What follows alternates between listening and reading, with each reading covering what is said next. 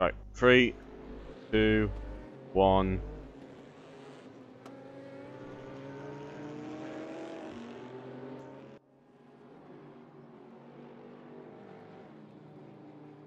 Hello everybody and welcome to the Checkered Flag Endurance Group 1 hour of Nurburgring. This 3, 2, 1. This is it's a 1 hour race. It's multi-class. It's different from what we normally do. Oh, look at this.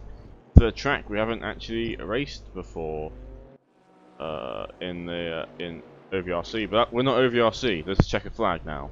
So I think we did it in season 1 season 1 of the GT3, back when before it was OVRC. Yep, but that's a long time ago now.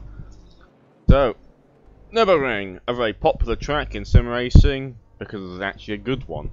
It's one of those tracks which everyone knows. Every game has it. I'm pretty sure. If you don't have a Nurburgring, then you're doing something wrong. So it's a track that's been around for. It's got 15 corners on it overall. It is a 5-kilometer lap, and lap time sort of ranged to the 1:48 to the prototype 2s, all the way down to 2 minutes if you're in the GT3s, depending how quick you are. This is a multi-class race. There is P2 cars, including this car on screen right now, which this is the Daytona prototype, which is a prototype 2 class. We also have GT3, which everyone's now familiar with if you watch any of the OVRC races. The main features about the P2s are that they're generally just quicker. They have more aero, quicker cars, more powerful engines, and overall a bit trickier to drive because they don't have that ABS.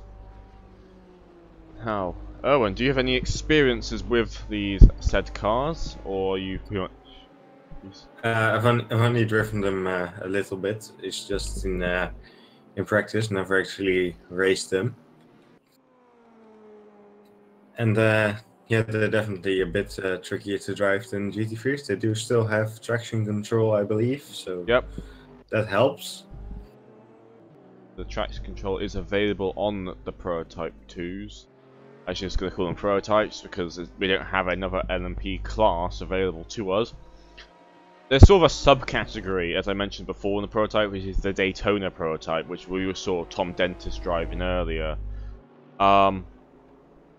They have slightly less aero, but a bit faster in a straight line, so that's sort of this subclass as such. They all work together. It's just a matter of that one's quite a bit different in terms of its characteristics. So, this is practice. We've got 12 minutes left in this session. We look at Sven Jensen get overtaken by, I believe that is Jarek in the Radical number 10 car, passing in there. And you can quite see the difference between the cars quite a bit from that image, can't you? The prototype a lot lower, more sleek, big GTR, which is a huge car that's behind it.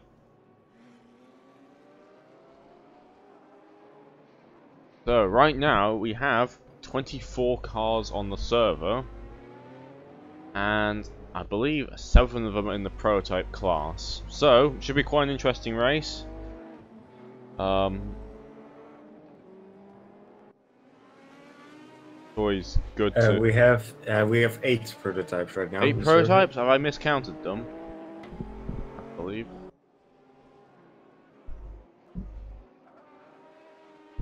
There probably is 8. I'm probably going to trust you more than I trust myself. So a quick discussion about the track. There's a couple of major areas which are well known. There's obviously the Mercedes Arena, which is the newest addition to the circuit. It's the sector which is just after the start finish. You get that heavy braking zone. Quite often overtakes happen in that corner because it's the nature of it. Also quite a lot of crashes happen in it. You get down the Mercedes Arena, which is a bunch of slow corners before you get kicked out back onto what was the old circuit towards turn 5 and 6. Then you go to Dunlop, as I call it, which is turn 7, which is the hairpin right at the bottom of the track. After that you go up to the Schumacher S's, which is 8 and 9. a sharp turn at turn 10, and 11 goes onto the back straight, which is technically not a straight, it has a kink in it.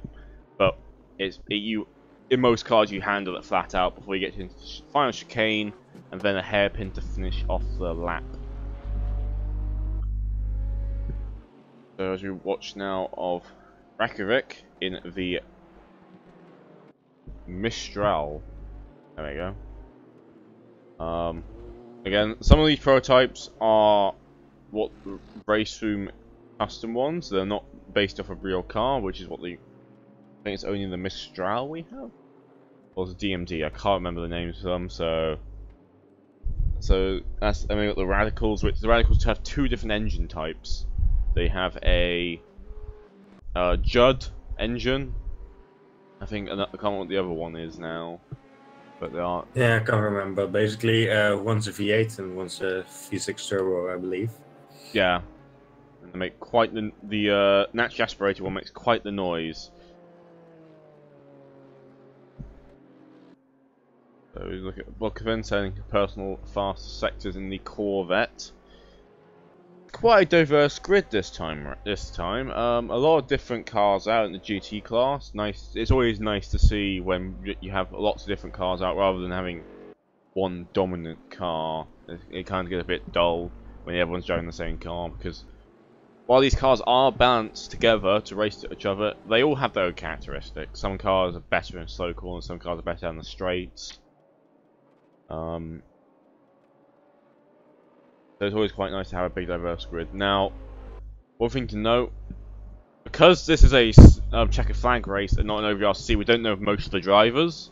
They're not regulars with us, so we can't sort of comment on, oh, this is a strong driver and which one's not, apart from the OVRC drivers, which we do know, such as Tom Dentis, Robert Nygaard's, and apparently Sebastian Brunier is also possibly there. Yeah, Tim Haynes, Sven Jansen. Yep, and Hakkinen. He Hakkinen. joined the OVRC recently, so you know a little bit about him. So, but a lot of them are new timers, and that's always quite exciting. We don't know where people are going to put themselves in their cars. That could happen anywhere from being backmarkers to being top contenders. A normal returner, though, who did enter the race initially, which cannot enter anymore, is Thomas Jensen, very well known for just winning everything. Unfortunately, he won't be able to make this race, so he will be sitting in the sidelines watching, hopefully, this broadcast of it. Yeah, he's in the chat right now. Hi, Tom. Hi, Tom.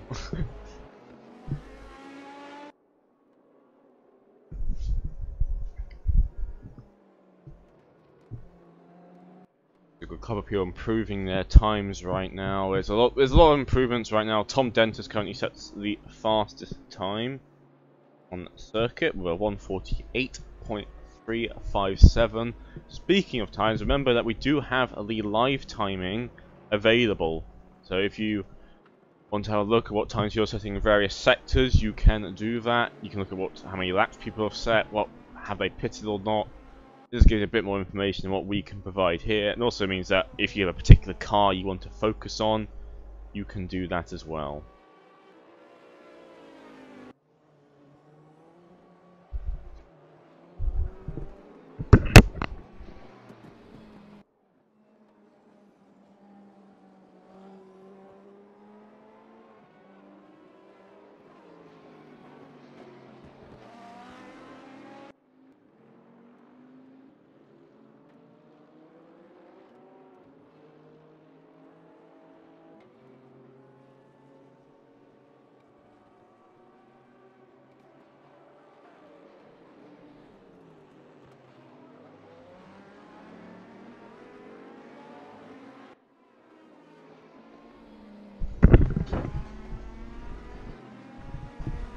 So, we've yet to see anyone improve globally right now, which is going to be quite hard to do because, of course, the prototypes exist. So it means that obviously only they can get global sector times, as Burbent moves himself up to P13 in the Audi. It's been a while since we've seen an Audi in any sort of race we've covered. Not a very popular car. I think we know why. We know From why. previous experience in OVRC. OVRC Season 2 sort of dissuade a lot of people from taking that car, but right now it looks very planted in the hands of Ben, not having any issues. So let's see if he can get a good position in that Audi. Well, it's got some Bentleys out. The very famous car from the OVRC, which is run by, of course, Thomas Jensen, is his main car. He's been running that very strongly. It's been proven to be a good race car. So let's see if any of the people on this race can put it up into a good position.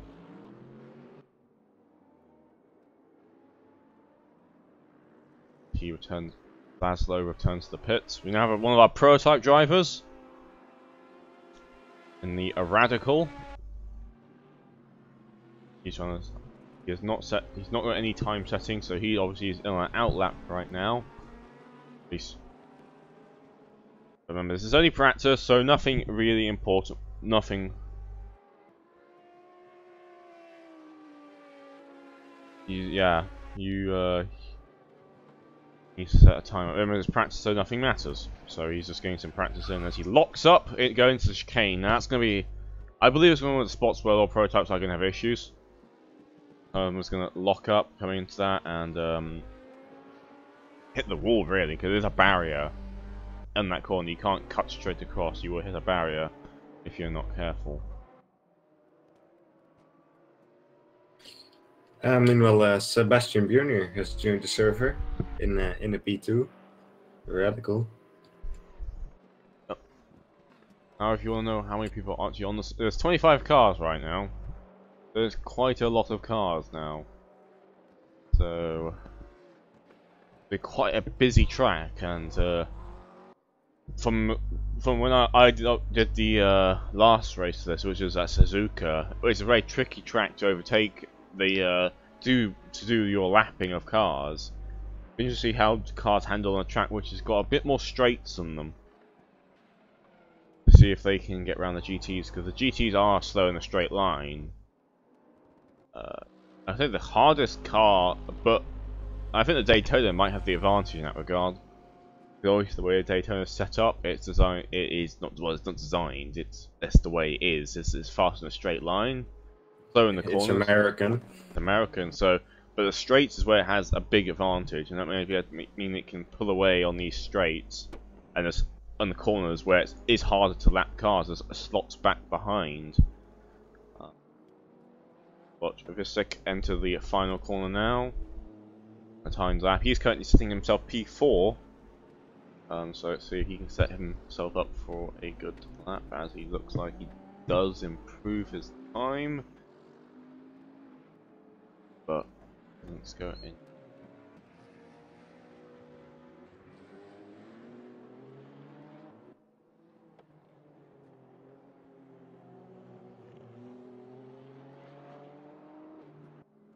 Well, get more people. I've set personal best times.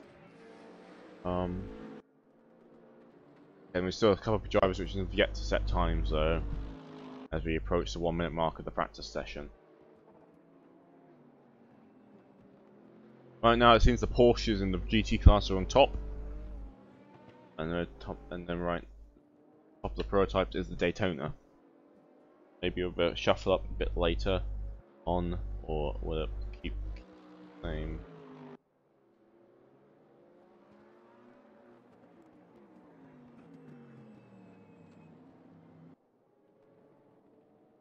So, less than a minute left until we change the session to qualifying. A 30-minute qualifying session. So, drivers got a lot of time to get their cars set up, to get their cars ready, get a good lap out, see if they can put themselves on pole position. Pole position is the prototypes will always be in front of the GT3s in qualifying in terms of their grid slot. That they cannot qualify behind the GT3. Even if they do, they will be put in front of the GT3 field.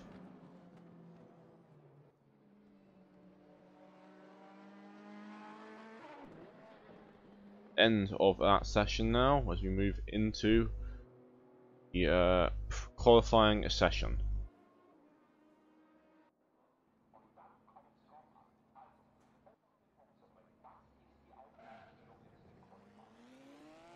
You seem to be a lot more tame coming out this time compared to OVRC races. Compared to OVRC. Some drivers are a bit more patient coming out this time rather than all rushing out. There you go. A few seem a lot more patient. Just something our OVRC drivers should learn, really. I don't see why the GT cars decide to come out in front of the prototypes, because they're going to get lapped anyway. So it's going to be interesting to see if people can get enough space. There's quite a full grid. There's 25 cars right now, 2 classes. There'll be a matter of trying to get some space if possible. It even matters more for the prototypes just due to the rate that they will close in on cars as Christopher let the prototype past.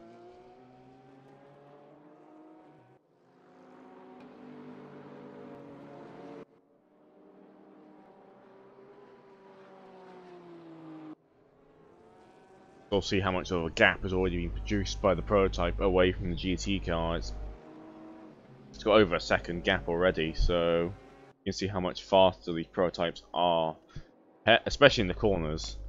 There's so much more aerodynamics on them, which just keep them stuck to the ground. It just means that they'll always be faster everywhere.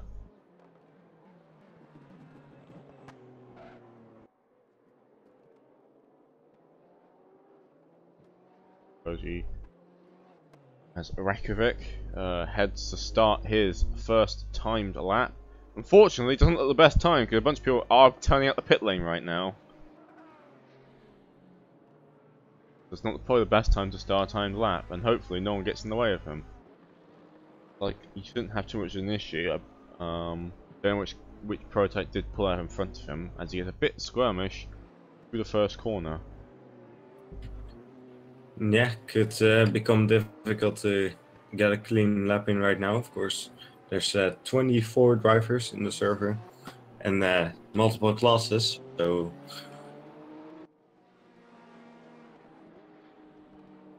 I think the multi-class is just going to be a lot harder to get That's good. tricky.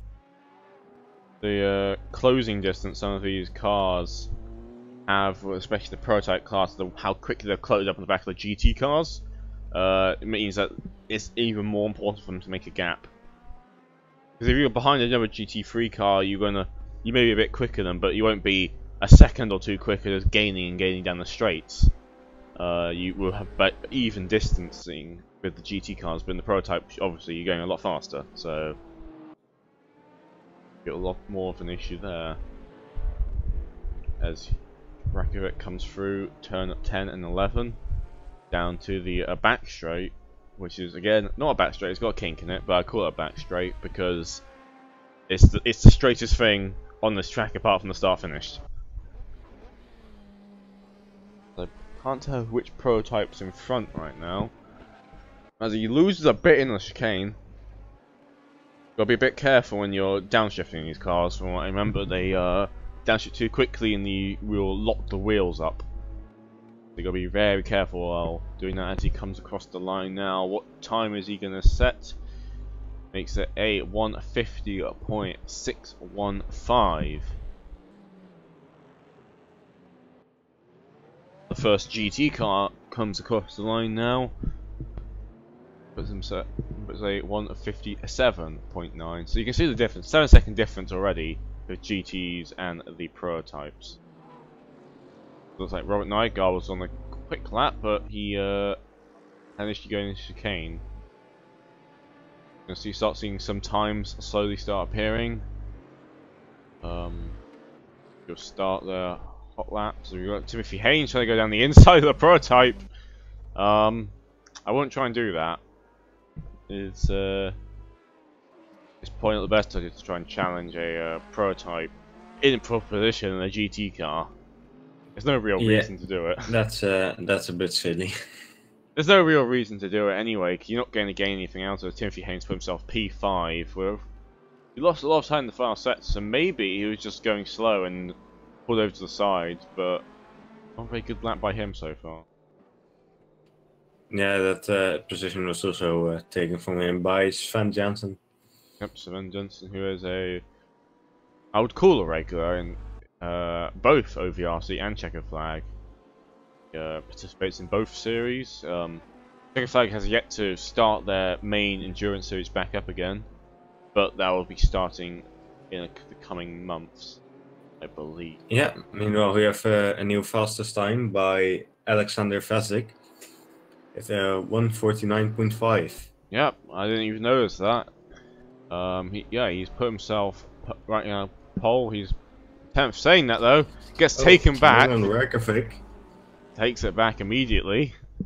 So, fight going on in the prototypes.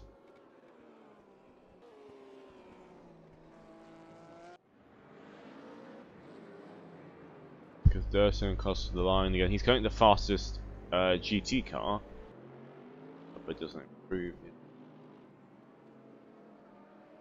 He does actually. I lied. So Laszlo, I believe I can't pronounce it. Laszlo? Yeah. There we go. Laszlo. As he crossed the line in the Bentley, he's only P12, but doesn't seem. I think that did get invalidated. It's going to be quite worrying when you see these times, because you see, oh, it's 10 seconds slower, but that's compared to the prototypes and not to other GTs, so worth bearing that in mind. It's not to panic. Yeah, Jared Coleman just improved his time, but not position. If Haynes crosses the line, moves himself up to P7 with a 158.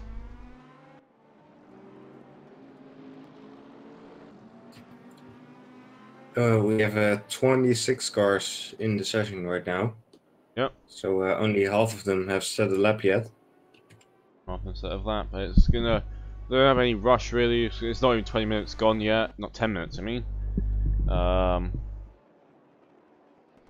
So it's yet to be another issue with the chicane prototypes. Yeah, Abdelka there. Who was improving, but fortunately messed up the chicane.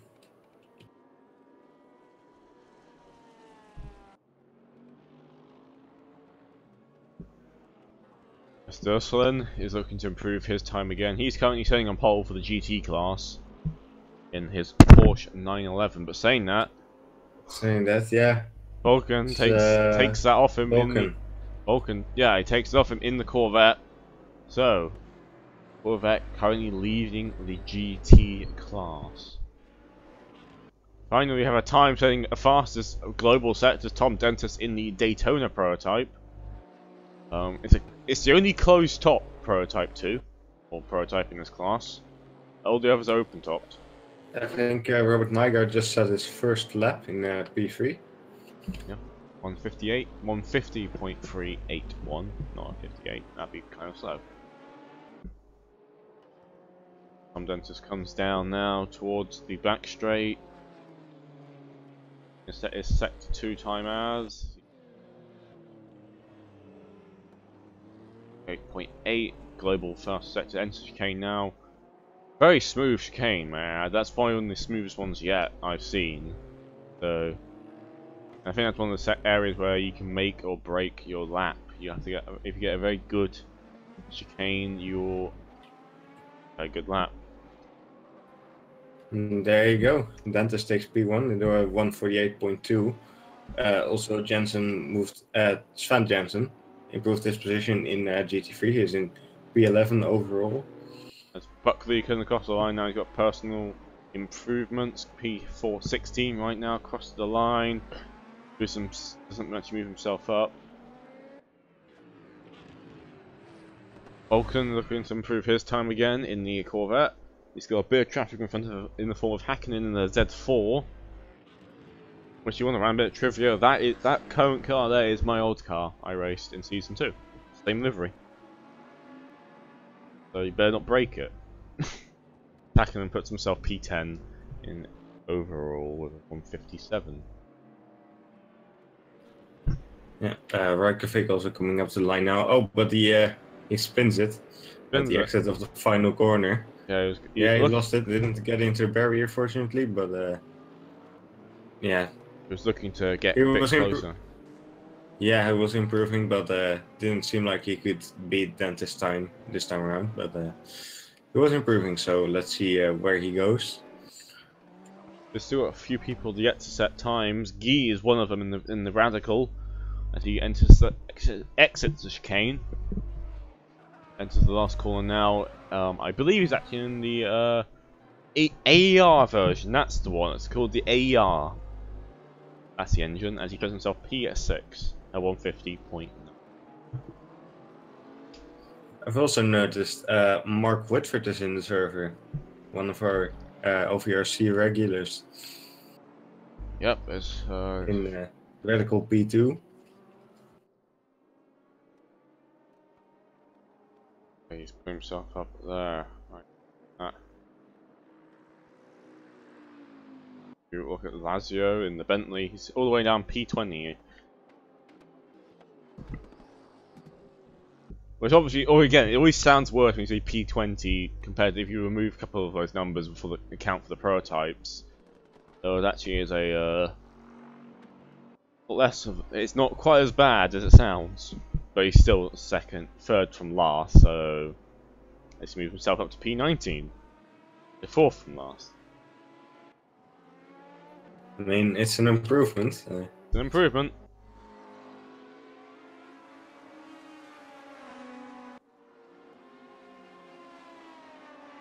It's an improvement.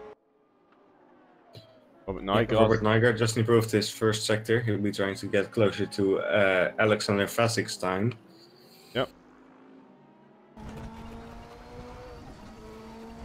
Look on the onboard camera, you can see how much open the cockpits are on these radicals. There's a lot. You have a lot of good visibility with them compared to the closed-top Daytona. Gets a bit squirrely out of the chicane. Final corner, bit of a lock up. You can just hear it. Across the line. What time will he put himself? What position will he put himself? Does not improve his position. Does improve his time though. Does he? Interesting thing that Thomas Jensen just pointed out in chat. Jaroslav Honzik still hasn't set a time, and he was the fastest GT in practice, so that's interesting. Of course, still 17 minutes to go, so plenty of time. Trying to see where he can put himself up. Yep, he's in the Porsche right now, so Thomas Jensen automatically hates him and wants to burn him at the stake. There's a bunch of smoke coming out of the first chicane. People, that corner, it looks simple. It's not simple when you actually drive it. You go down it, and it's not the easiest corner to get right. It's very easy to spin up and head into the barrier. Anyone who has driven this track multiple times will know that. It looks a lot easier than it actually is to drive. As look at Robert Nygaard again with the he's radical in front of him right now.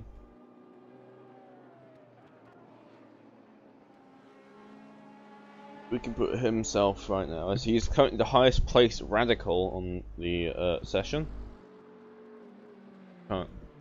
As the three cars above him are all different. There's two of the DMDs, I believe they are, and there's obviously Tom Denton in the Daytona. Looks like trying to make a move there on to Guy, but doesn't seem to be giving. That's been confusing because I just realized that Whitford and Guy have the same livery for their prototypes, so it might be quite interesting to work out who's who. Yeah, just noticed someone else has joined the session, Caleb Gonzalez. So there's 27 people in this session right now. Caleb is in the GT3 Audi.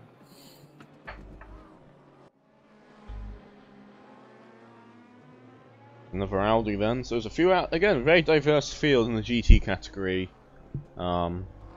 which is a bit hard to be that diverse in the prototypes, because there's only 4 prototypes actually. I lied. There's 4 prototypes, but I consider most of them very similar to each other.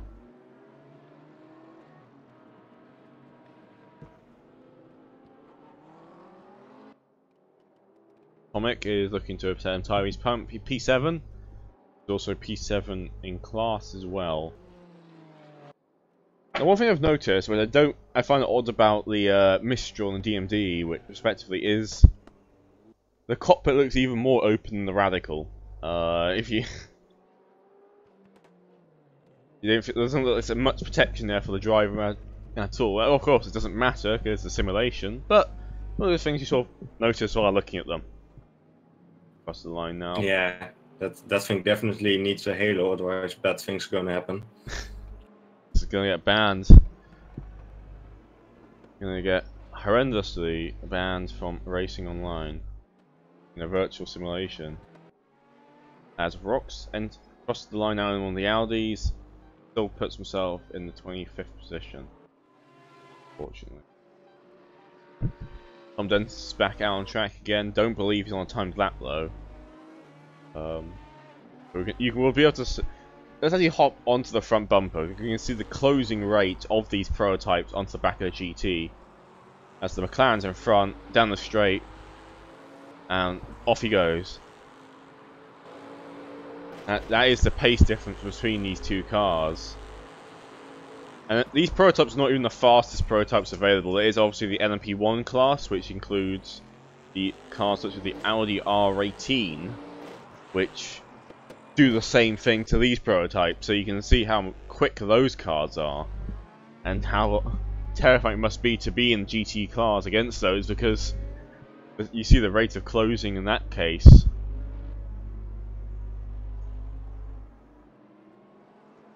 So Mark Whitford putting a fast time together now. Personal best in Sector 1. Enters the Schumacher S's now. Yeah, only 2 tenths off through the first sector, so not bad at all. Bad for the kind of a late announcement to enter the race. But it'll be interesting to see where he can put himself in that Radical prototype. Got a bit of traffic up ahead in form of a Porsche of Timothy Haynes. Enters the chicane, but it looks like he should be able to meet the traffic just on the exit. Or does he? No, he's not. Not quite close enough. Maybe an issue, but he might be able to get past him in the back straight, which should be a fine for him. Across the line now. Puts himself up to P2. Half a second off though, so he lost a lot of time during that final sector. He lost about 2 tenths over that final sector. If my maths is correct.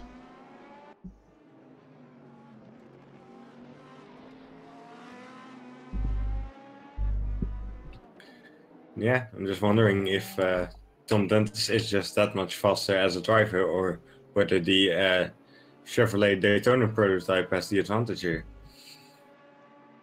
I've been saying for a while now, but I don't believe those 2 cars should be in the same category. That's right when I go across the lines. Yeah. Fortunately, but I'm still one of the strong believers that those 2 cars should be in a separate class, personally. But we're stuck with what we have right now. It's got a couple of GTs looking to improve their times, as they are. But we've got 10 prototypes currently on this session, with 27 cars in total. It's gonna be quite a packed grid. I'm actually ran out of room on the side of the broadcast to actually show all the cars. So yeah, of course. If you tune into the lifetime channel, you can see everything. If you're below P26, P25, I'm sorry, but you're not on that side bar because. Yeah, with that said though, the bottom 2 still haven't set the time. Yeah, that is true. So yeah, I don't know how the graphics are going to work out as soon as they have set the time. Ben Jensen is in the chicane now in his GTR, his trusty GTR. He's been racing out in the OVRC for quite a while. He gets a bit loose out of the chicane. So he's in his trusty GTR. Hopefully he can get himself a good result. He's currently P13. So work out where that is in class though. P4 in class. There we go.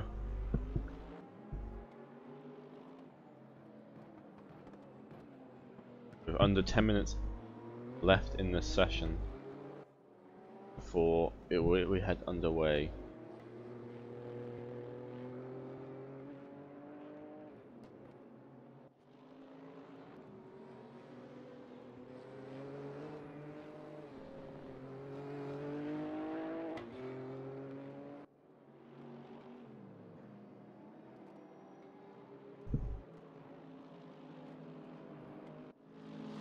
Oh, one of the Audis goes across the gravel track there. As Collab gone in his Audi, number 34. He's yet to set a time though. Yeah, he did join the server late.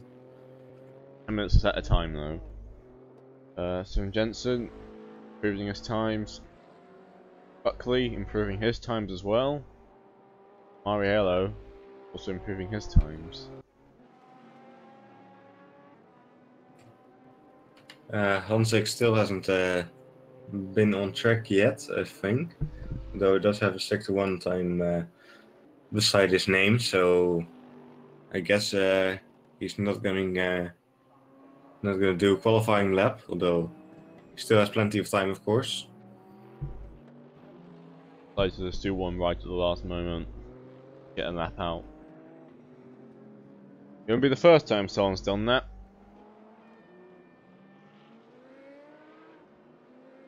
Mariello crossed the line now. He's in P19.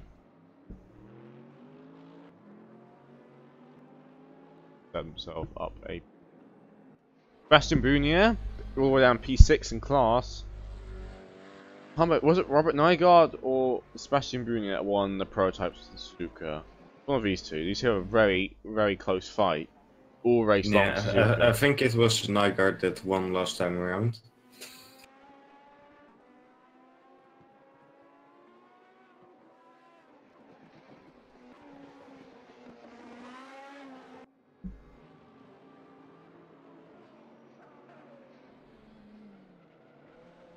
Green will improve. Comic. Going for the chicane now, but one of the McLarens goes off. Don't spin back on track, just managed to stop in time. But that's a bit scary if you're a prototype coming up behind. Yeah, that was Michal Joe Jurek, currently down in 22nd position. Comic unfortunately does not improve his time. Oh, he does improve it actually, but he doesn't move his position up. Robert Nygaard improving both sectors personally. Let's see if he can improve himself up from P5.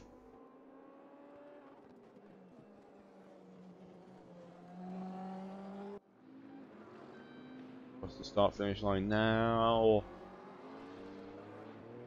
Puts up to P4, so puts himself above Vestrick.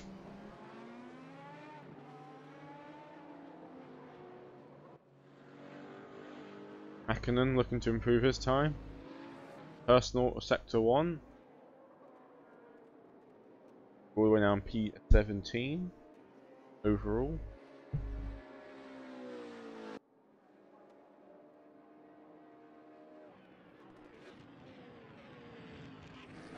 Into the chicane now, a bit scrappy through there.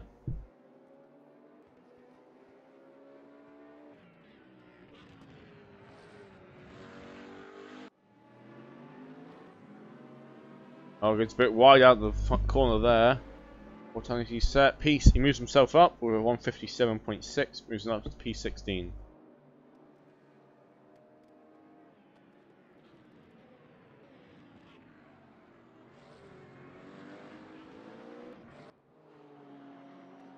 Rakovic, which is currently in P3, improves his sector 1 time, but still, no one yet close enough to really challenge Tom Denton's time in the Daytona.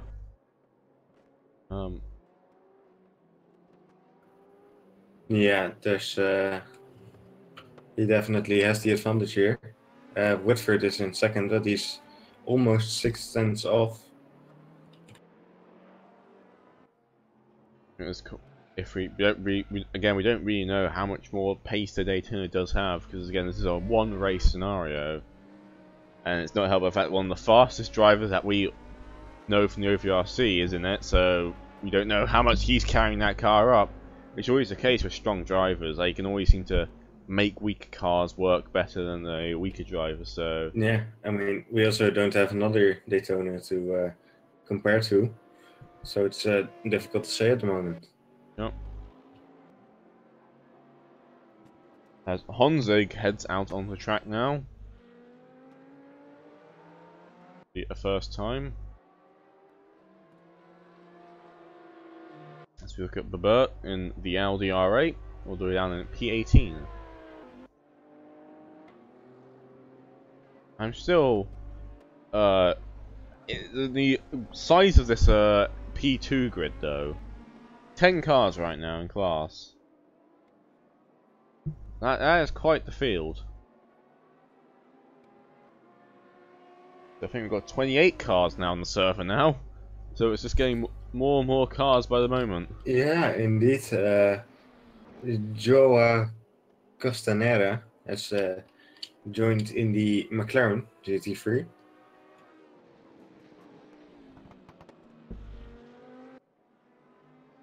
But it goes very wide at the end, the final turn then.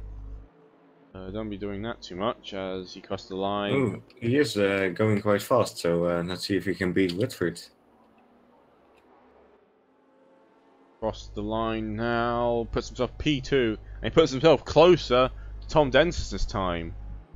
So, Only 2 tenths off. 2 tenths off, which is the closest yet. So maybe that Daytona's not as invincible.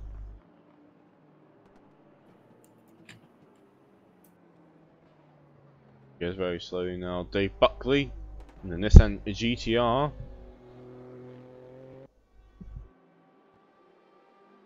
Cross the line. Oh. Puts himself up in P22.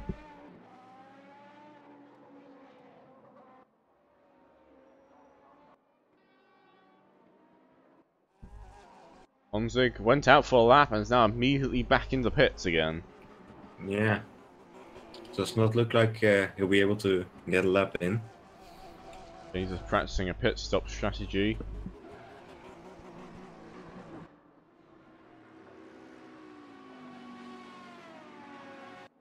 I believe this most is going to be the set field. I don't think much people have a chance to set a new time. No, I think it's just a couple of people that are out on track. He is setting a personal fast set to 1, but it's a second down over what Tom Denton has set in the prototypes. Yeah.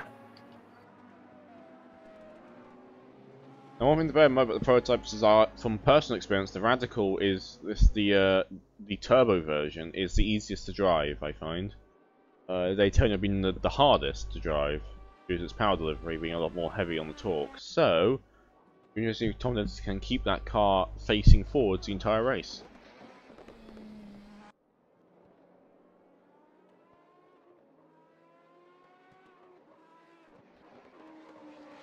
Heads through the final corner now with 1 minute left in the session. Yeah, Sebastian Brunier is improving his sector 1. Still 9 tenths off, so I'm not sure he'll be able to beat Fezzik in B5. Heads down the back straight now. Past the kink. Heads through the chicane. Bit scrappy on the exit. Rides the curb a bit. Final corner. And he is getting high up. He's P6 right now. So it's P5. We're 149.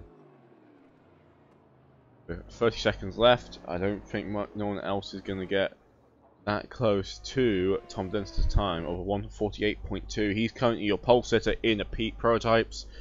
Right now, a Buchanan is currently fastest in GT3 with a 156.6. So you can see the difference in time It's 8 seconds roughly between the top in both classes. Both of them in Chevrolets. So if I was doing some brand recognition here, I would buy Chevrolet because they're winning both classes. As we finish the session now, the results are on your screen to the top 20 cars. Tom Dentis, obviously top of class, and as I said before, Buchan is first in your GT class. Gonna be an interesting race, I think. To see where people.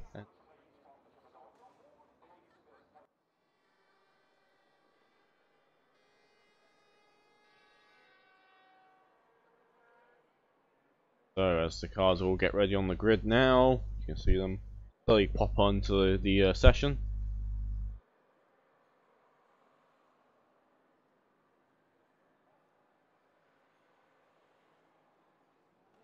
Twenty seconds left for people to ready up. Get on the starting grid at least. So we've got 28 cars, wasn't it? So it's Yep, 28 cars. an interesting turn 1, I believe. All thunder their way down towards that very well known tricky corner. So we look at Tom Dentis, who apparently is in P2, but he's actually in P1 as the lights go red and they go green, and we're off for the first race of the, not the first race, but the 1 hour of Nurburgring, hosted by Checker Flag Endurance, as Tom Dentis seems to make a very clean getaway. Does take the outside line though, so does mean people got opportunity to go on the inside. I believe someone has, as Rakovic looks like there's a big bit of contact there. Rakovic goes very wide now, make it overtaken by 2 prototypes. No, only 1. Mark Whitford managed to sneak past. There's a bunch of cars going side by side behind. Tom Dentis looks to try and make a break for it. But he was not as quick as, didn't have that much of a pace advantage over everyone else in the end of things. So it'd be interesting to see if he can keep that into his race pace, or is it just qualifying pace? Prototype field make it slowly break away from the rest of the GT field.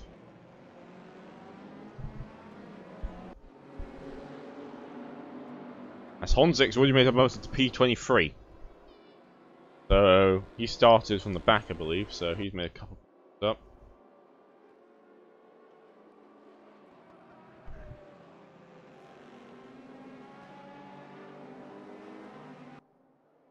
Tom Dentis seems to be making a break for it now.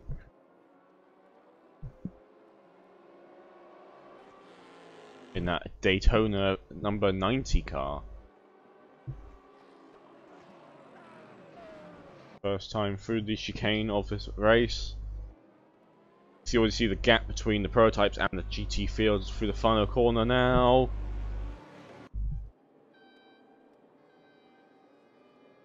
And we're now 1 lap down. So let's have a look around and see where people are. G is looking to have a go on the back of, I believe that is Tomek. Yes, it is Tomek. As he's trying to find a gap. This is a bit of lockups going through the first corner for the prototypes. As one of the prototypes is off. Sebastian Bunier, who's off the track right there on turn 1.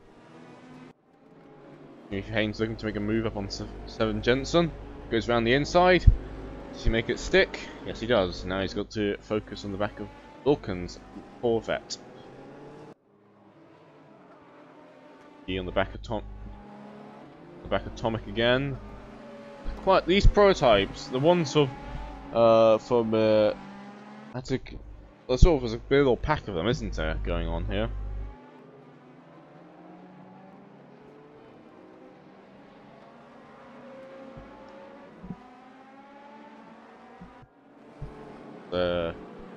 So he dropped back a bit as Coleman's looking to make a move onto Guy now.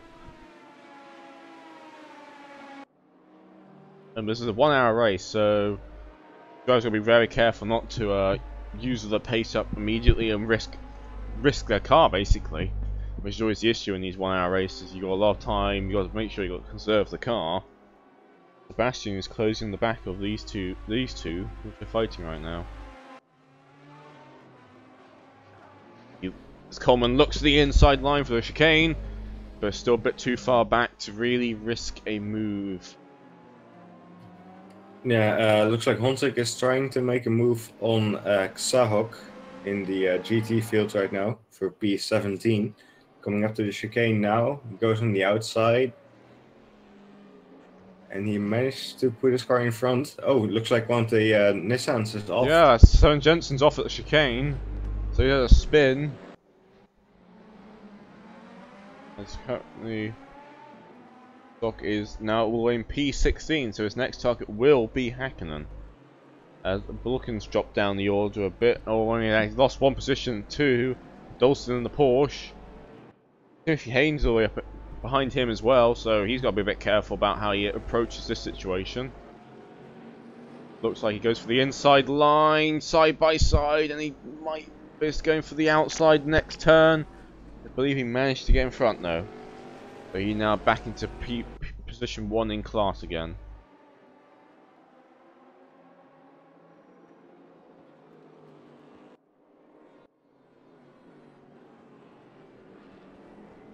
As one of the Timothy Haynes has just gone across the gravel then. And he's right in front of the... Ooh, that was a bit close there. Timothy Haynes is still off the track. He's going to slowly rejoin, but he drops a lot of positions. As he has the Mercedes coming up behind him now, and Mercedes gets around the inside of him. Mercedes makes moves. Timothy Haynes lost a few positions there. Yes, Van Jensen going up the inside of Castanera. Yep. As you can see, the Schumacher S's. Yep, the McLaren's just in front right now, but behind him again. Oh, Castanera gets a bit loose. Bit loose in that McLaren. McLaren's not very happy with the curbs, so it might be one of those issues. Sven looks to go around the inside, just pokes the nose there, but can he make it work? As he's right on the back of it now, you can just see the size difference between these two cars. As Sven gets a better exit. Yeah, it looks like Honzik just made the move on Hakkinen. Yep, and as Søren Jensen managed to get past them, as the Mercedes looks to make a move on the McLaren as well. We had one retirement, I believe, already. Or 2 retirements, I believe, as one prototype is out, and I believe another car is also out. The 2 very early retirements. Yeah, Alexander Vasic is in the pits, and another car has disconnected, so I can't see who that is. As a free wide entering the corner, bit of contact. McLaren looks to sneak it up the inside. Sven Jensen back in front again. As he, I don't know what happened, but he got behind the McLaren after he overtook him. So ultimately, a little mistake at some point, but now he's managed to get past them. Now the Mercedes turns very sharply into McLaren there. And I'm not saying their names because I don't want to risk mispronouncing them. So I'm going to call them by the cars. The Bentley comes around. Of Lazio comes the Bentley, so a lot of action in GT3 as normal. And these cars always just seem to produce great racing. Yeah, Brunier's closing up on Guy. They're on the back straight now. Yep, they're side by side. Just cuts them now as Bastian. Yeah, Brunier ends up ahead of him. Yep. Well, didn't unfortunately see the full move. Nothing just happened there, and Guy is back in front. I think Brunier messed up the chicane, and someone else is coming up behind him. Honzik is making positions up. Honzik's made another position up now as he's moved all the way into P13 overall. He's going up Mercedes now of Stinovenokik in the Mercedes in front. He's P4 in class right now. So it's a matter that the top 2 need to start making a break for it. Honzik looks like he's very quick in that Porsche.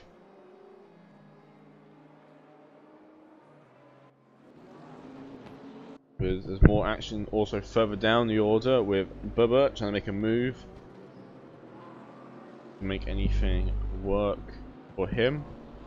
Goes around the final corner, but I believe he drops Drops back a bit. Sven Jensen is closing up on Canton, goes up the inside into turn 1. See what happens here. Does he end up in front? Yes, he does. I think the Bentley went a bit wide there. Went very wide from what I saw. Is the obviously a mistake on behind him. The prototypes also now closing up to each other as a big gaggle of cars with Guy, Sebastian, and the other number 28 car, man. As Sebastian goes down the inside, but doesn't quite have enough nose far enough to really justify it being there. He loses some time, but these prototypes are still going at it. Yeah, Tim Haynes is going side by side with Sahok in the GT right now. There, yeah, he keeps, he stays behind him. Sebastian Brunier just made the move. Sebastian's just made the move onto Guy now, so he's now looking for his next target, which is technically is what his teammate's car would be.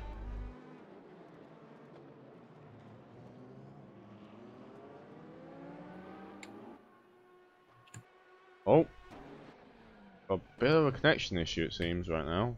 Yeah, I'm also getting some connection issues, so seems to be an issue with the server in that case. Yeah, a bunch of people seem to be having some issues. Hopefully it doesn't cause a crash. I believe it might have resolved itself, luckily, and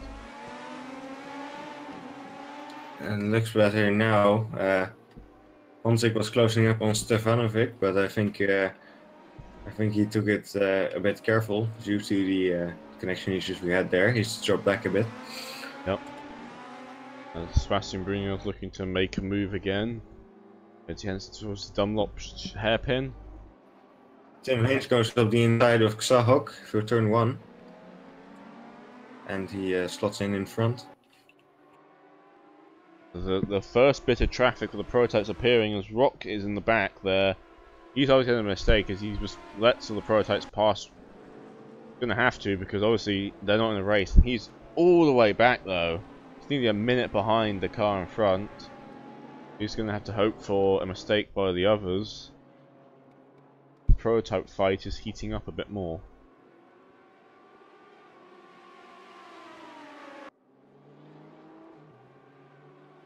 They'll dance all over the track there. Sebastian trying to go around the outside, doesn't make it, he loses the back end a bit. And there was a big collision. Big collision with Guy and Coleman. And he's going to lose with Tomek as well. Prototypes, I believe what happened there, Sebastian went a bit slow. Guy hit it and got spun. Then Coleman and Tomek came through, so that's really unfortunate. Sebastian's lost a bunch of time now.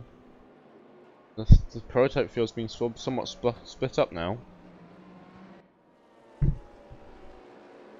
Switching it over to the GT field, Honzig is looking to make more moves. He's closing up in the back of the currently E12 Mercedes, so he's looking to try and make a move up. Gonna have the might be close enough after this back straight. Got better exit it seems. And the slipstream to help him as well, but he might not be close enough to actually make a move work. Like he's going to be able to do one today.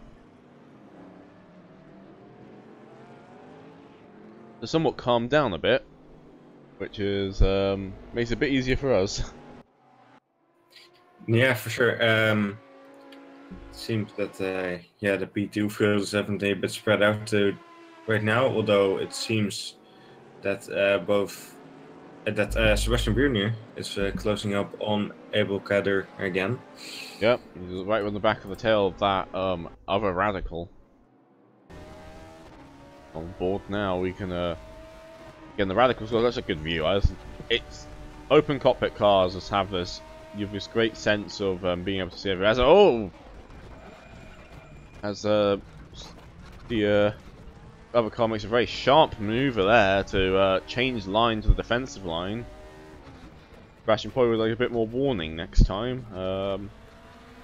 Bit risky there.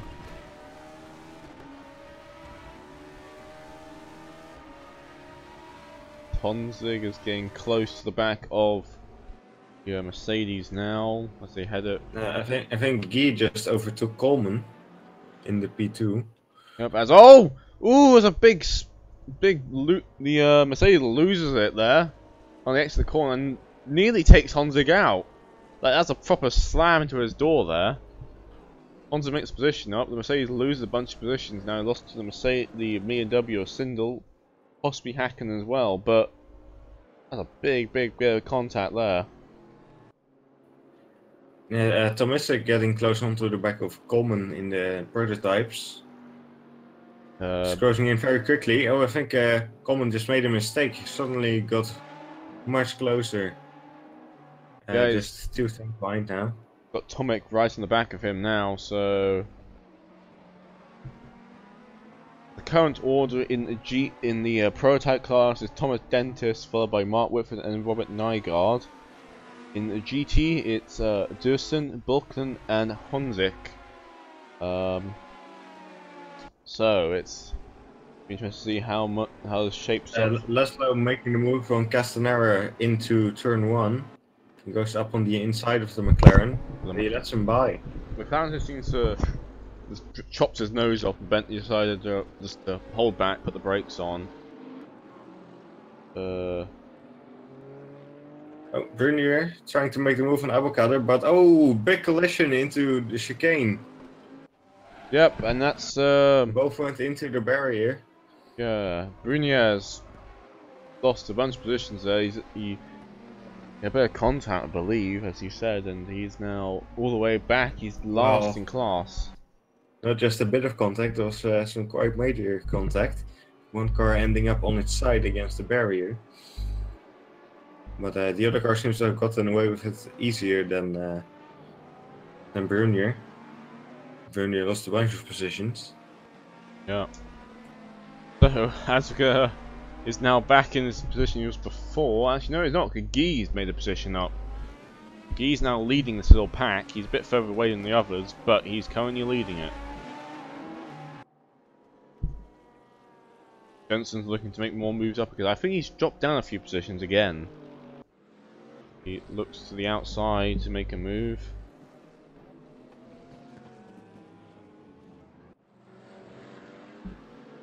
Looks for it. He makes the move. Gets past. Dursun's closing the back of a Vulcan in the fight for P1 in class. Those cars.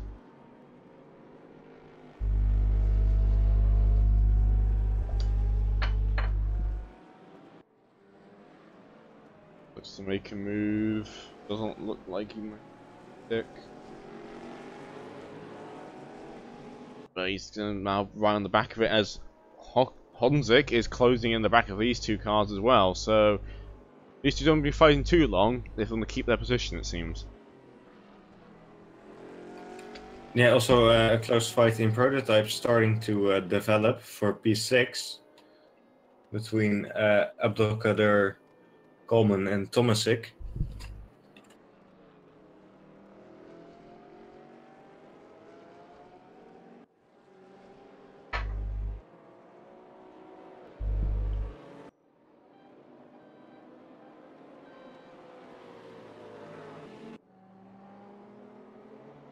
As I believe a car fighting GT on the way down the order between the Bentley and the Audi, Canton and Bibent.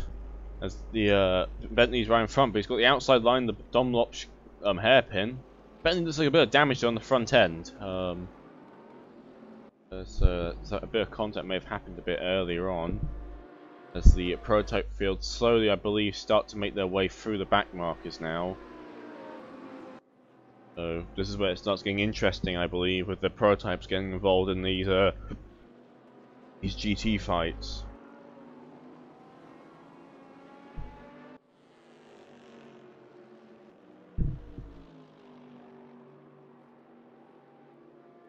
Canton drops back a bit as we watch Whitford cut through traffic there in the prototypes. He is currently P2 overall and P2 in class. There's a bit of damage in the front end of his prototype as the Bentley loses it coming out the chicane.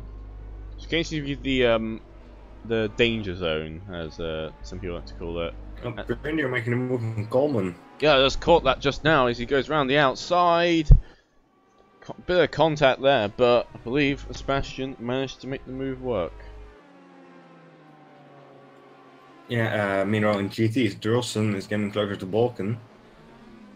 I think that's a fight for P1 in class. Of course, Honzik is also closing up behind him. Yep, that is a Clark. And they also got a back marker as well of Rooks in the Audi. This is going to get a bit intense now between these couple of cars as the Audi pulls over to the side to let these go through. Smart move by him. He doesn't get involved in this. This is not his fight. He's in a fight really for survival now. That Audi, fortunately for him.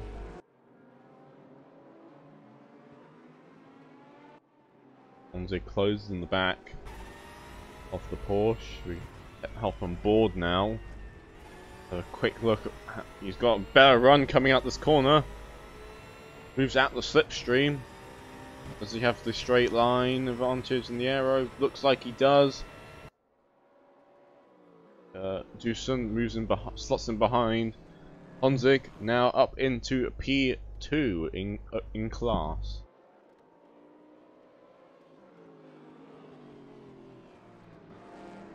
So Honzik, I've got one more car to deal with before he can manage to make all the way from a last to a first.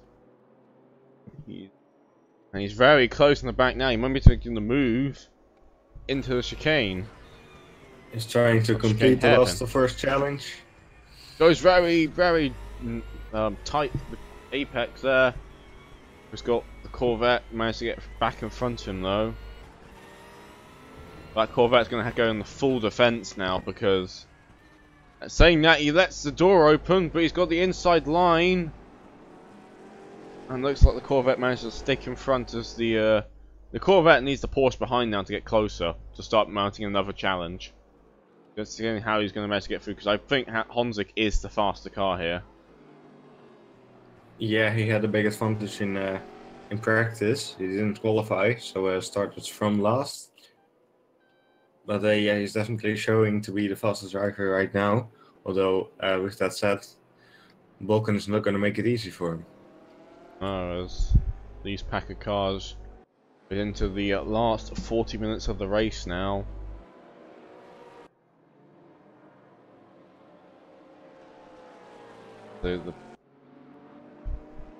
Meanwhile, elsewhere on the field, there's a couple of fights going on, but this is the closest fight between the leaders of the class and using a good old fight for first position in class.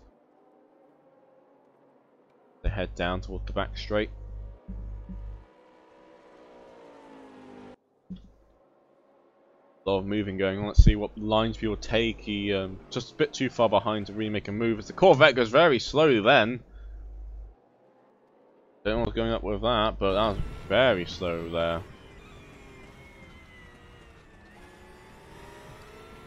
Yeah, Brynjar is closing up on Tomasik through the Schumacher S now. I believe Honzik should be close enough this lap, unless the Corvette managed to pull away to make a move, but the Corvette just managed to keep in front. But Honzik's going to have the inside now, but it's going to come to the outside for the next corner. But then it comes to the inside for the next one. Can you get down the inside? No, you can't. Corvette doing a lot of work, having to keep him behind. Brynjar going up the inside of Tomasik through the final chicane now. Oh, there's contact. But Brynjar ends up in front.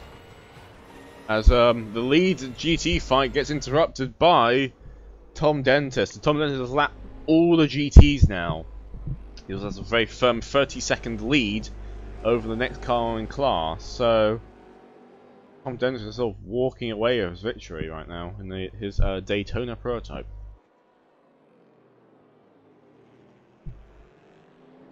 As Honzik looks down the inside of the Dunlop, but it's going to be, they go side by side. Corvette managed to just cut in front of his nose though to try and keep the position going. But that Corvette is getting very desperate now to keep his position going. He's going to have to throw out all the stops because he doesn't have the pace to really manage to make a break, which is what he wants to have, but he doesn't have it. So he's just going to go for the full defensive right now. Yeah, Tom Messick is getting close on the back of Brunier, but there seems to be a lot of traffic right now. He just went side by side with one of the Bentleys, or the only Bentley, I think. I think it's 2 Bentleys. Yeah, looks like there's 2 of them. Honda comes through the chicane now. Oh, I think he just got a little bit too close onto Brunier. And had a bit of contact and lost it, so lost about a second there. Oh, and there's a contact with one team McLaren's. Yeah, it's just And he's off into the barrier. lot of trying to find this McLaren you talked about. It's McLaren in the pits. A lot of cars. I think Steven Jensen just retired as well. So that's a couple of cars now in the pit lane. Yeah, looks like it's. Bastien Brunier. I think. Oh, one of the prototypes has lost it. No, one of the prototypes has retired to the pits as well. Got a few retirements as Honzig gets past the Corvette now. So Honzig has now managed to make it happen. He can't get the overall podium because that is impossible right now. Tom Denter, unless all the prototypes fail, he's currently got the race current leading in class right.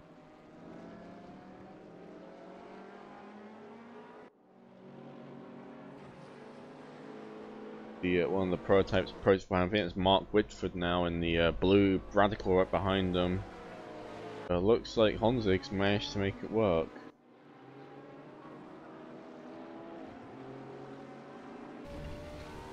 Looking bored of Mark Whitford, he tries to cut through the traffic. You can see the speed difference through the corners that the prototype does have. And it's down a straight as well. The closing. Honzig lets them through. And there you go. That's how much faster a prototype is compared to a GT car.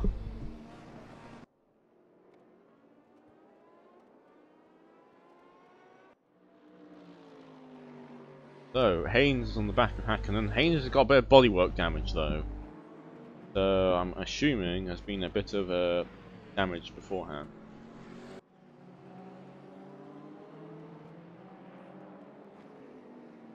The prototype field slowly splits up, it seems, as a couple of retirements come to effect. Haynes gets even closer now to the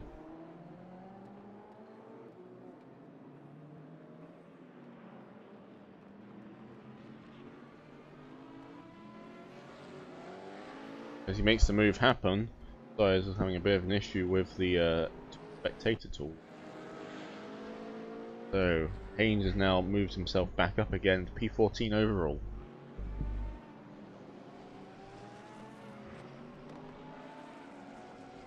Oh, Hakkinen loses it there, so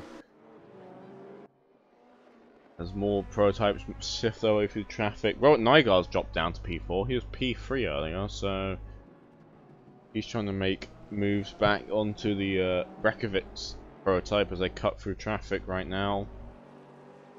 Flashing his lights towards the GTs, trying to make his way through.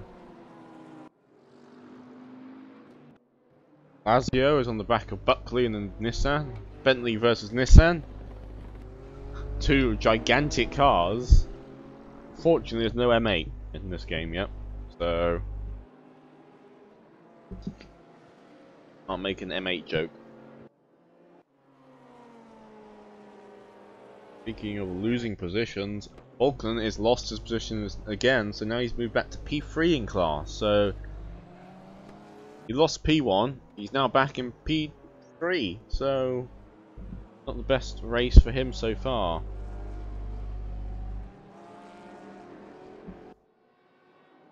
He was on pole, and he's lost all of it now, so see if he can make his positions back up as we nearly start heading towards the halfway point. No one's been in the pits yet, apart from retirements.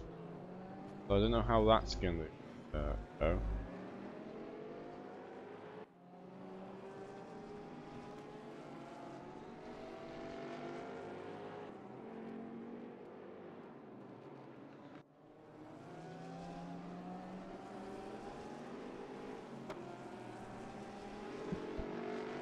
now. He's lost a bunch of time now, and he's dropping back. I'm seeing some of the fights are broken up, so I think we've got one car in the pits now. Yes, we do. Timothy Haynes is now in the pits. So our first pit stop is happening.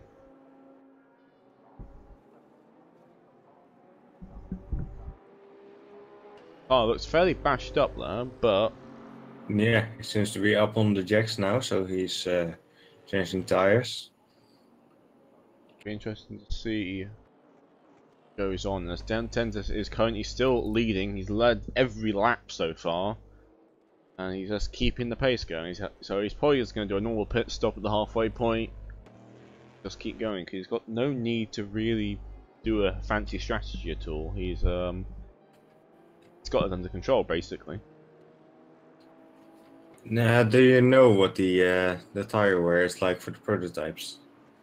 Roughly about similar to GTs. So maybe it's a bit, but remember the prototypes don't have the extended pit stop time.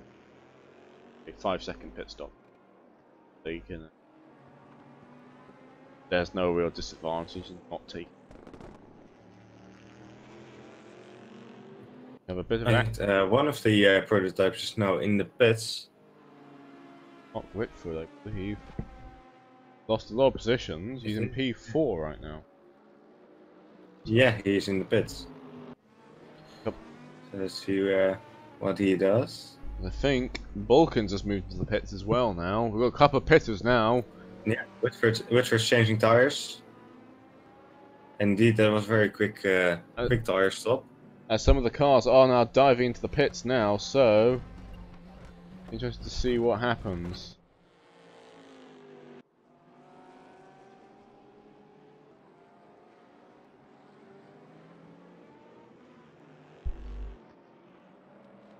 There's a lot of cars into the pits now.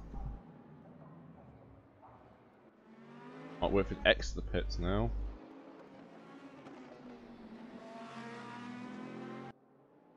So let's have a quick look at your race leader right now, Tom Dentis. He enters the final chicane.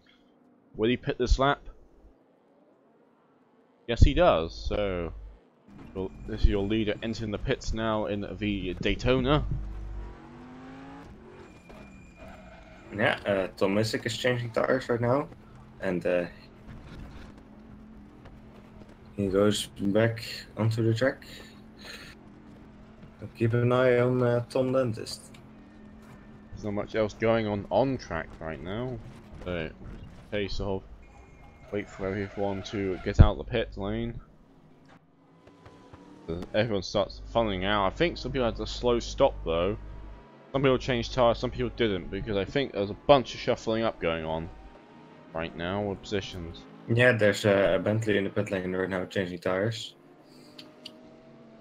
As I think one of the Mercedes also changed tyres as he's dropped all the way back into P19 with one of the back markers, so it'll be quite interesting to see as Tom Dentis now exits the pits now. And so your race leader enters the pits first place and exits the pits first place.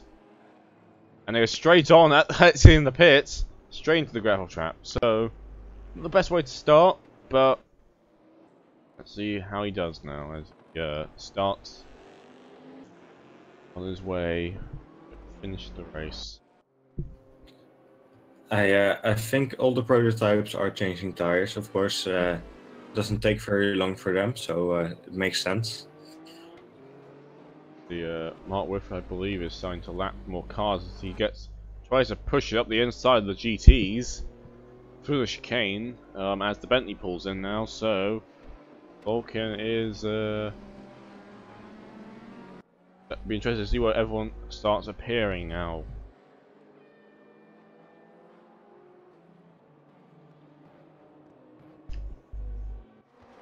As Coleman enters the pits now as well in his radical. Was he exiting the pits? Has he done 2 pit stops? I think he's exiting the pits then, so never mind that. Yeah, Coleman has exited the pits. A quick on board Tom Dentis as we wait for the order to reshuffle up. This is a sort of awkward moment in the when we've got to wait for everyone to shuffle their order around, because obviously the order's quite mixed up, as some people will be in the pit, some people will be on track. Get a quick view of this. Get quite a good view of the difference between the Radical and the Daytona here. Obviously the Daytona's a closed top, Radical quite an open top. So Haynes is now looking to make a move on the Mercedes in front. I don't know if it's his original position he was fighting over, but he's there now. Interesting to see if he can make the move work. Comes down to Dunlop.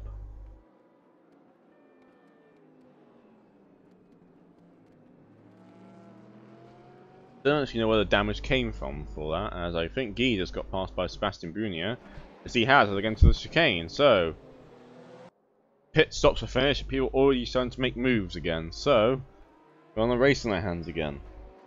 Pit stops always have an interesting effect. They either shuffle the order up, or they cause the order to break up, and it's always a interesting thing to try and see what happens. Yeah, well, from keeping an eye on the pit lane, it seems that most people are changing tires, definitely in the prototypes, but most of the GTs seem to be changing tires too. That's them out.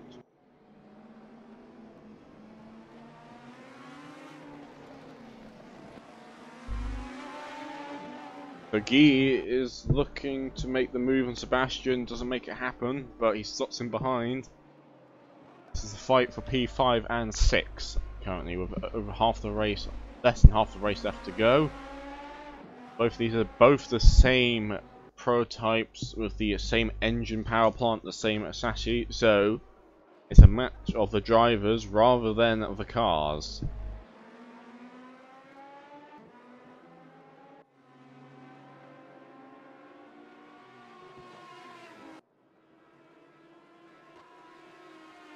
And I think Guy's just lost a bit of time going through there out of the Schumacher S's.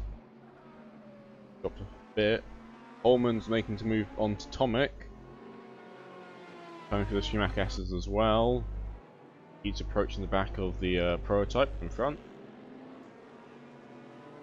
They also lose a bunch of time exiting into turn 11.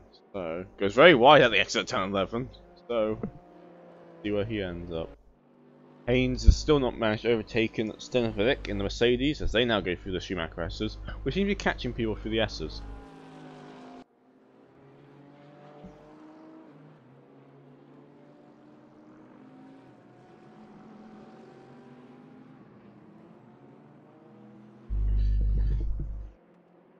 So Haynes is trying to make another, get closer again. He's very close now. He's going to go side by side. Yes, he does. He goes on the curb there, but curb I think actually slowed him down. So going for an outbreak. Yeah, I think he actually went slightly into the grass. So yeah, oh, that must have slowed he him loses down. the back end. So that's that fight over now, as he loses the back end and loses the position out of it to Caslock. So look at Guy again on the back of Sebastian, closing the back of that. The fight for P5 and 6 in the prototype class.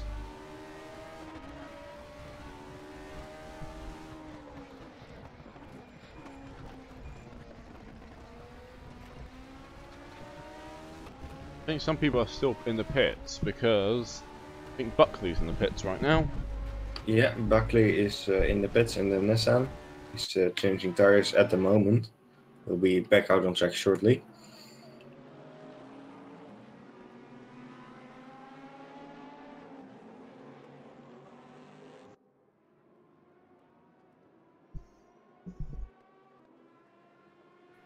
As someone else is coming into the pits, one of the Porsches. I think it's Christoph Durlson. Durlson, it is. Was Honzik pitted then? Let's see. Yes, he has. Yeah, Hansik has pitted. So... And now Hakkinen not in the pits.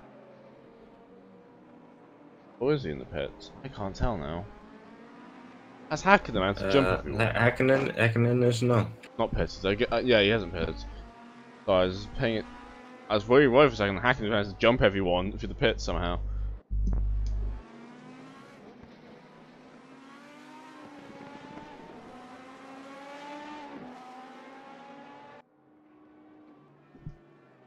He loses a couple of positions. Haynes is on the back of some cars again. As again Tom Dennis comes through, he's in the row in the back of a different Mercedes this time. Not the same one as before, because that one he's lost already, but he's now on the back of another Mercedes. So let's see if we can make the move work this time.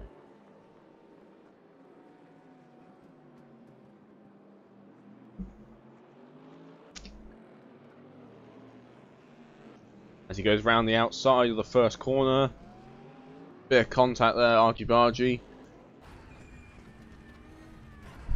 But it looks like he gets stuck behind. But you're looking for the inside again now for the arena. Gets a a bit of a tap there. I'm sorry, Haynes, but look, I'm going to put on Haynes unfortunately because there was not the space there. But he's now in front of the move. The Mercedes behind him decides to just go on the grass for whatever reason. Probably a bit frustrated that happened. Oh, Robert Nygaard is retired. That makes another retirement. So we've got quite a few retirements now. It was doing quite well, so I don't know if something went wrong. But yeah, he's back into teleported into the pits. Really unfortunate for him. I might know the reason, but I won't say it on stream because it's his decision if he wants that sort of information put out there.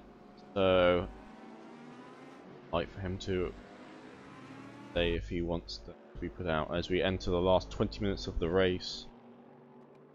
This is your current race leader. This is Tom Denton in the Chevrolet Daytona. He's winning. He's led the race every lap, and he's continuing to do so.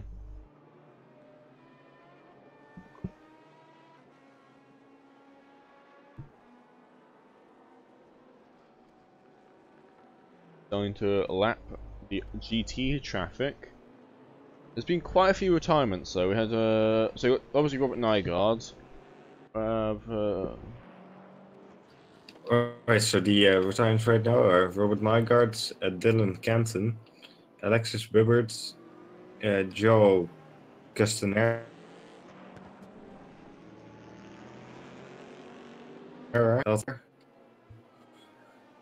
Mihajo Jurek, and Alexander Vesic. So yeah, quite a few cars. Yeah, we don't really know. We haven't really seen the reasons why. So it's been a bit of an interesting case. It's not being. We haven't seen any massive crashes on the stream yet. So I don't know if the case is. Oh, Thomas Denner gets right down the inside of the BMW. I don't know if BMW is expecting that, but there you go. That's the nature of being in a slower class. We head on board with Thomas Jensen as you can just enjoy the scenery. He's just strolling this race out. He's 20 seconds ahead of his nearest competitor in class. He's, I think, lapped everyone at least once now. Speaking of interesting things though, Hakkinen is yet to pit. He is into the pits now, actually. So he's in the pits now, so as soon as I say that, he enters the pits. Just entered his pit, so the fuel going in now. You're gonna remember you have to pit stops are not forced, but due to the fuel usage of the cars and of the set of rules, you will have to pit just by the nature of you can't store enough fuel in a single tank to make an entire hour. Right, Hakkinen did not change tires. He had a very short stop.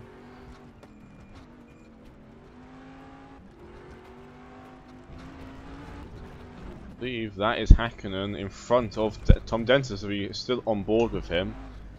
We can see him in front there as they exit the Mercedes arena. Yeah, Hakkinen has rejoined in P11. Didn't lose too much in that pit stop. He could have been worse, but I think that's mostly due to the fact that the rest of the grid is quite far behind now. Yeah, it was a very short stop, I will say. I think it's a splash injection. Judging by how long he's taken out on the fuel, I think he filled up max tank and filled up enough fuel just to finish the race. As he gets passed then by Thomas Jensen.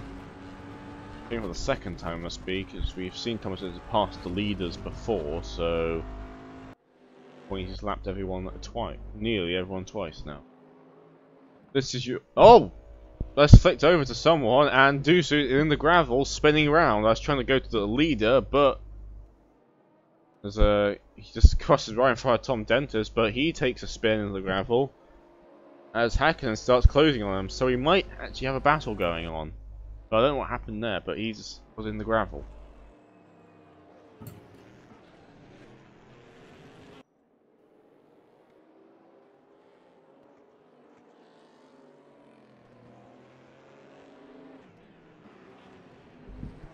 So here is your leader in GT right now. It's Honzig in the Porsche 911.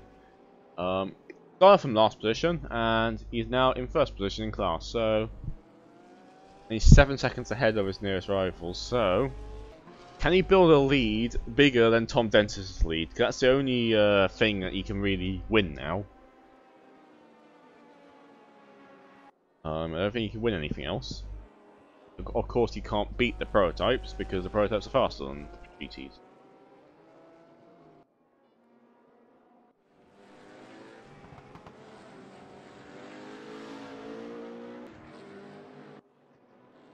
Yeah, there's still not much going on. This is your closest two cars right now. Is Hakkinen just has a spin.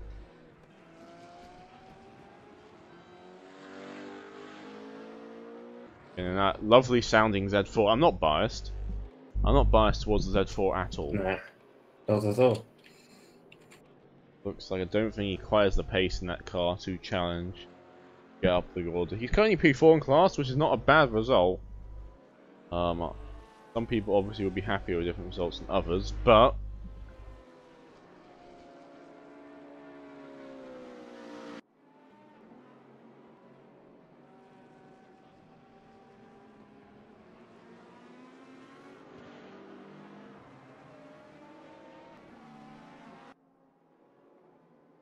so there's currently 18 cars running left in this race. Surprisingly, there is, from what started with 10 prototypes, there's now only 7 prototypes left. So, two of them disappeared.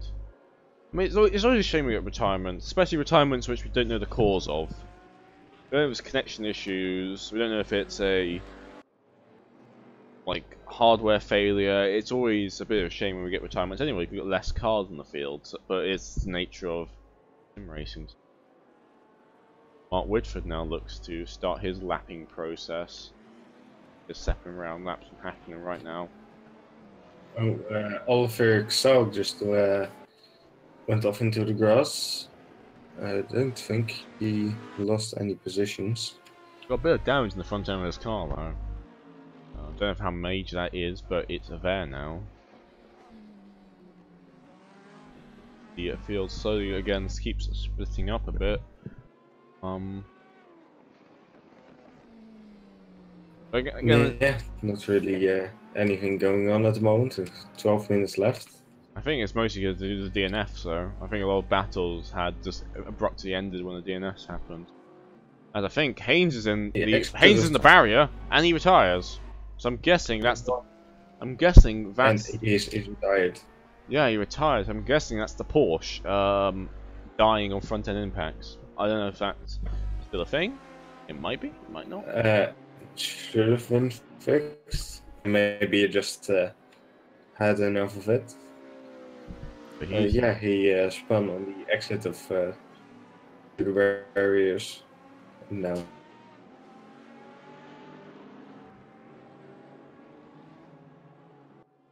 retired.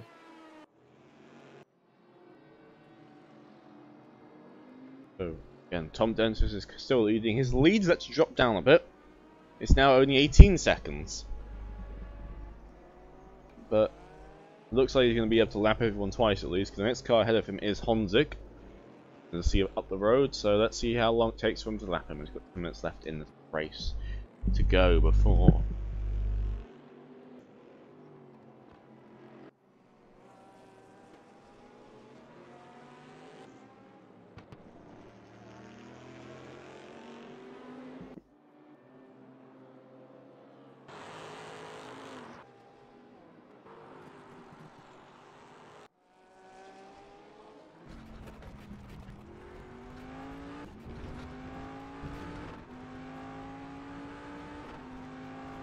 So let's have a quick watch of Tom Dentis in cockpit as he goes very, very deep, bit into the gravel at Dunlop. Don't want to be doing that.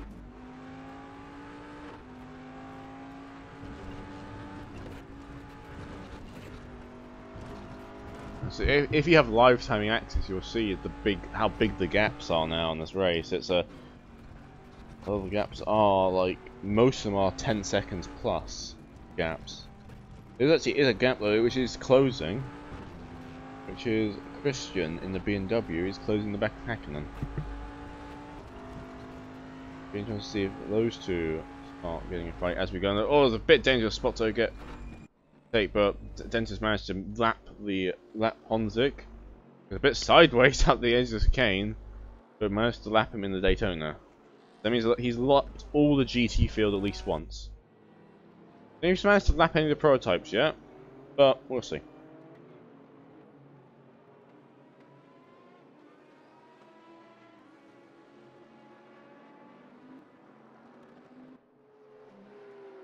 Got Sidel moving in the back of Hakkinen now. He's closing the gap in the M6. New BMW versus old BMW.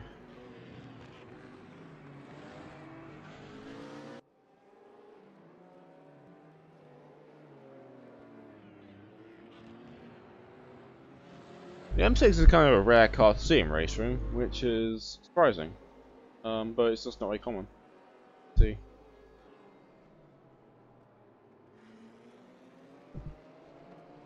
He is closing the gap slow in Hakkinen though, so Hakkinen might have to be careful. So can't let him get his nerves to him. Hop on board now as we watch his charge down.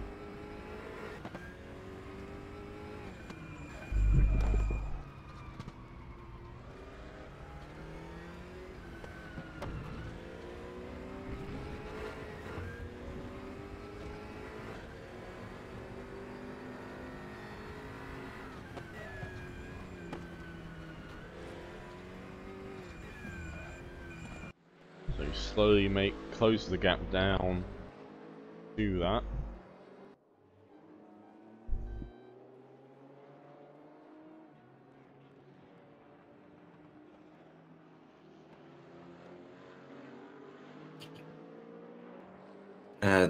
That's Christian Seidel. Yep, Seidel. Is getting closer to Hakkinen. Zenzo gets close to a car now. Lee Buckley had an incident, so that means you've got two cars in the last 10 minutes in range of each other. So let's see if this ends up. There's a Bentley versus Nissan fight again. And we're going to have a BMW versus BMW fight.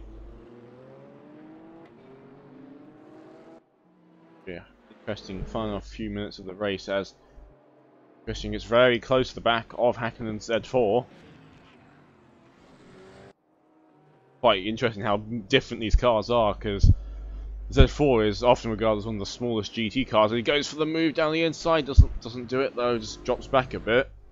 But yeah, the Z4 is one of the smallest cars in the field in GT3, but the M6 is one of the largest cars. So Laszlo just got lapped by Honzik, and which has increased the gap between him and Buckley quite a bit. So I don't think we'll be seeing anything of that. We just left. So we've got Seidel though, he look like he went on the outside. He goes down the end. No, he's looking to make moves, but he's not actually close enough to really make one yet. So, fight's going to go on for a bit longer, I think.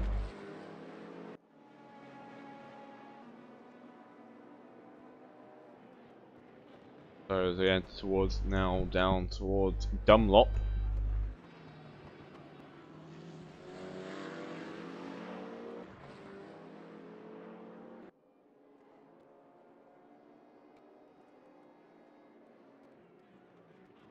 Very close now, it's entered Dunlop now.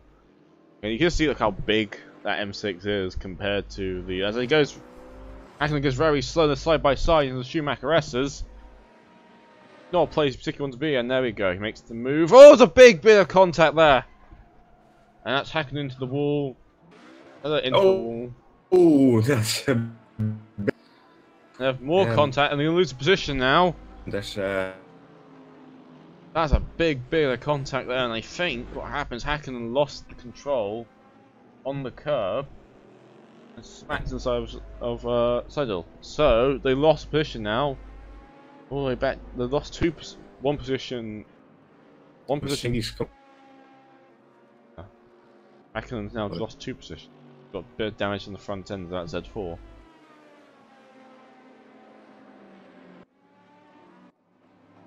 Hakkinen managed to close the gap. Probably unlikely that damage though now. You can lose a bit of top end with the damage on the front of that his Z4.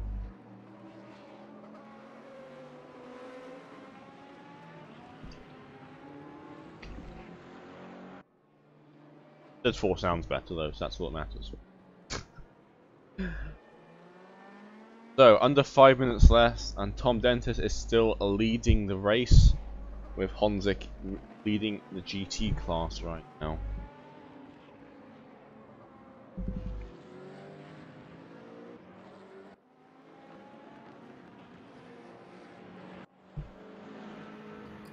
quite a big lead as well. Honzik leading by 14 seconds and Dentis by 33 seconds. Yeah, Dentis' lead is increased by like 10 seconds nearly, so something must have happened to Art Whitford to be in that sort of state. Art Whitford heads towards the back markers now. Goes around the outside and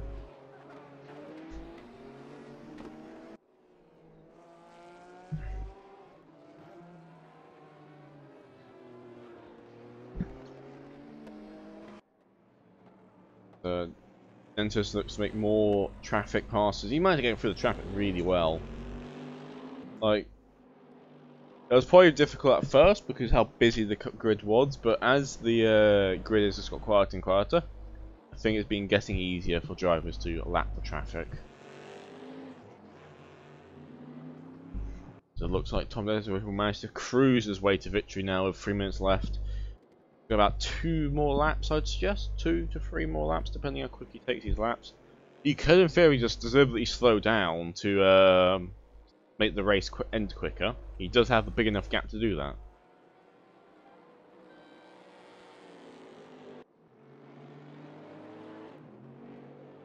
Enters towards turn 11 now.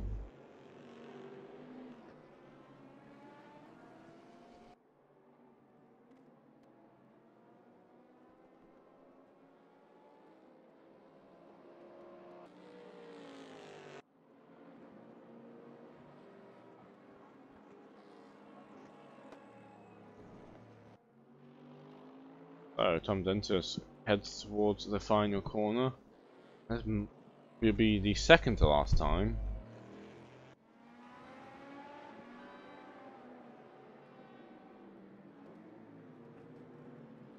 Line now for the second to last time in this race. There's only 2 minutes left on the clock. A lap is 150, so he should have enough time to finish 2 laps to go.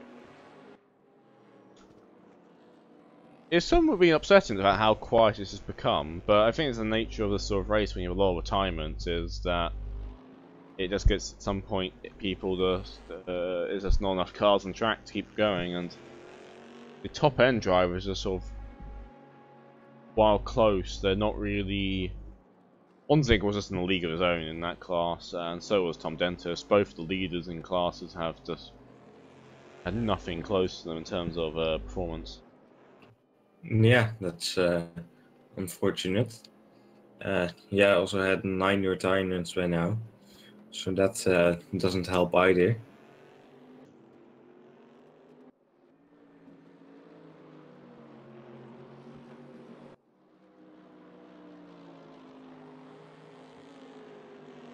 So, 1 minute left on the clock.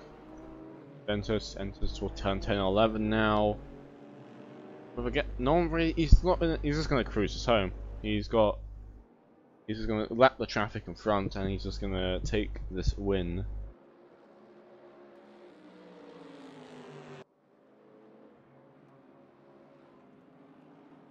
Passes down the inside of Macho in the Mercedes. 30 seconds left. You could literally sit in the start line for 30 seconds, wait for the event, and still have an advantage over. You still have enough gap with Mark Whitford there, but looks like he will be doing another lap. This track.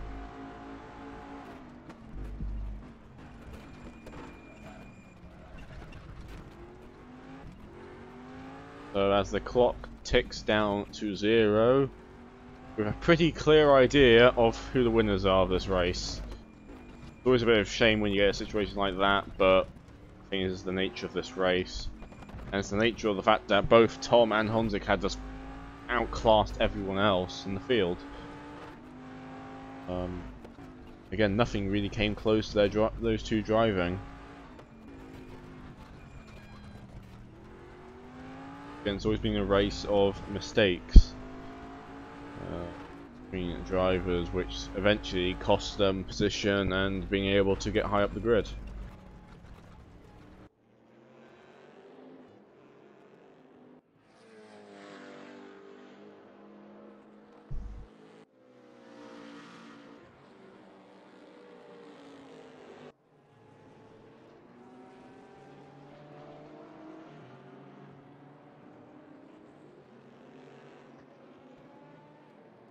So, towards the back straight for the final time for Tom Dentist.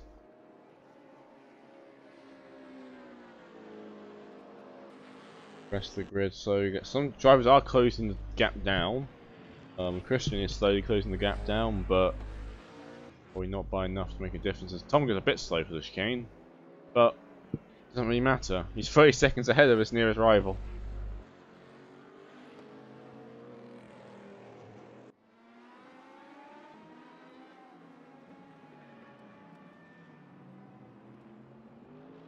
Across the line. And that is the checkered flag out. Yep. So, Tom Bentis crossing the line in first place. Very dominant victory for him. As some of the cars start crossing the line now. Mark Whitford coming through the final corner now in his radical bit of bash in the front end, but other than that, very good race from him. Unfortunately, just not quick enough to really challenge Tom Dentist.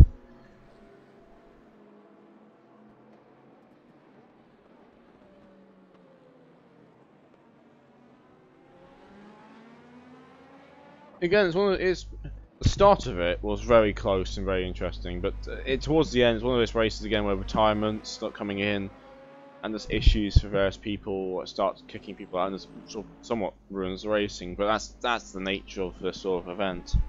An hour endurance race is an endurance race about how long you can last, both hardware, physically, and mentally. So we had very good action all the way through for the start of it, and I think everyone who managed to finish it would have enjoyed it.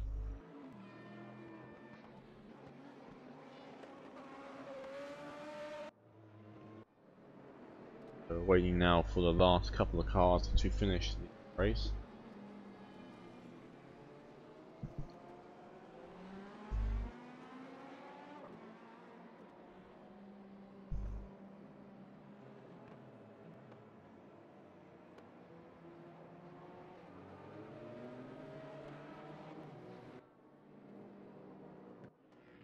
I think we're going to have the last car coming through now, which is Hakkinen.